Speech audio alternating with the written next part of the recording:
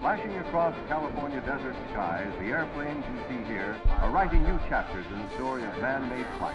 There she goes. This is my first opportunity to greet you as Deputy Administrator of the National Aeronautics and Space Administration. Together, you and I must make our new agency the most unusual place. An organization that can challenge conventional wisdom. We can engineer anything we can write the requirements for. We're going to make your idea work. This particular idea is quite disruptive. A typical flight, of course, starts under the wing of the B-52 mothership. This sleek, high-speed machine would have made Rube Goldberg proud. The manner in which we fly re-entry from space on the space shuttle was pioneered on the X-15. The X-31 pretty much wrote the book on thrust vectoring, along with its sister program, the F-18 HAR. An observation of an occultation is one of the more challenging missions that Sophia can do.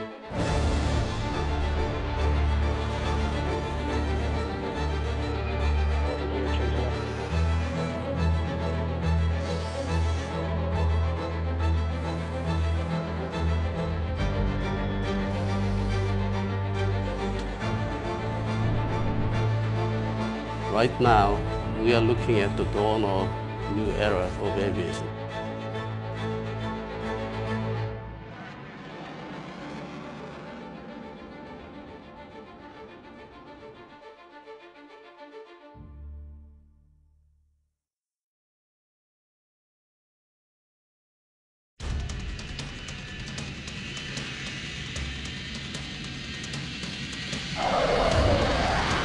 Your Air Force is continually developing new and more astonishing aircraft. We have the air, we have the power. The development of new power in the air has brought about terrific speed. The diving of subsonic airplanes at speeds for which they were never designed could be a hazardous business. Knowledgeable men were seriously wondering whether man could ever fly faster than the speed of sound. It remains for the high-speed flight program to attack these problems with scientific facilities of a new kind. Rifle and artillery shells had been traveling supersonically for many years. The XS-1 was indeed shaped like a 50 caliber bullet. Through the sound barrier, the first time ever in level flight. Blazing through sound barriers and now heat barriers, the Bell X-2 reaches the unheard-of speed of 1,900 miles per hour. The D-558 was the first American aircraft to use swept-back wings and stall fences.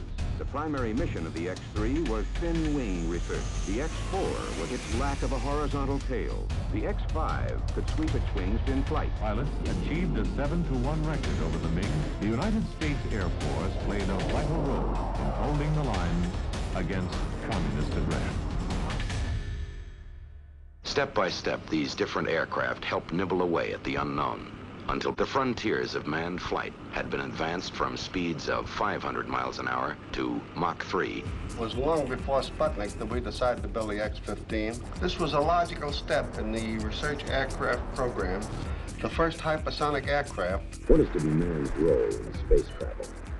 Can he pilot an aircraft out of the Earth's atmosphere, fly it in space, then re-enter the atmosphere and bring it back to a safe landing on Earth? Designed to investigate the problems of manned flight in a near-space environment, there were many unknowns to be discovered, many problems to be overcome.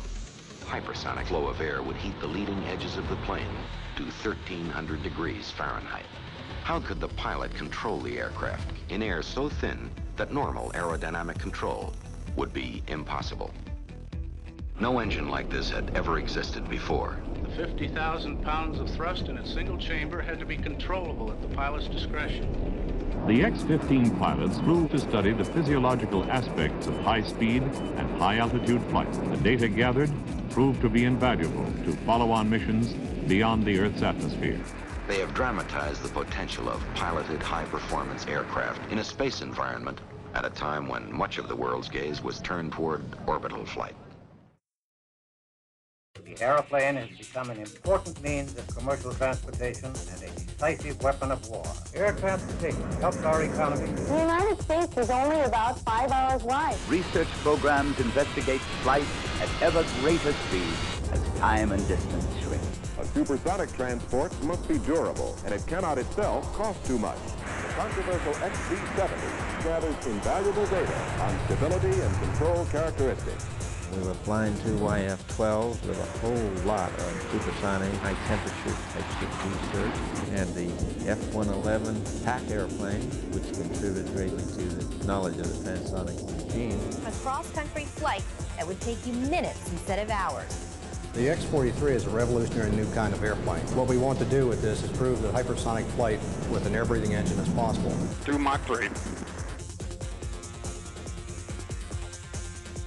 Though the technology exists for aircraft to fly at speeds faster than the speed of sound, today's aircraft don't. If an aircraft is flying from New York to Los Angeles, the sonic boom will be heard consistently across the country. We're talking about commercial operations. You're having, 40 in a day.